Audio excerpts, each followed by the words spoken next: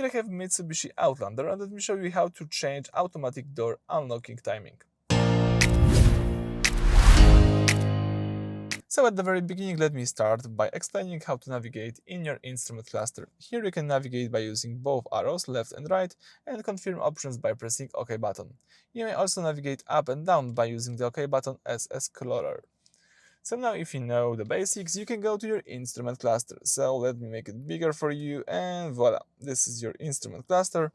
Now let's navigate by using the right and left arrow to highlight the settings. If you have the settings highlighted, press OK to confirm it.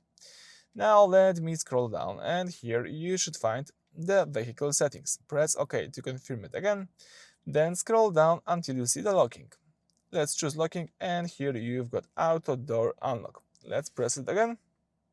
So this settings controls when the car doors unlock by themselves. Right now it is set to power off, which means all the doors will automatically unlock the exact moment you turn off the car's engine.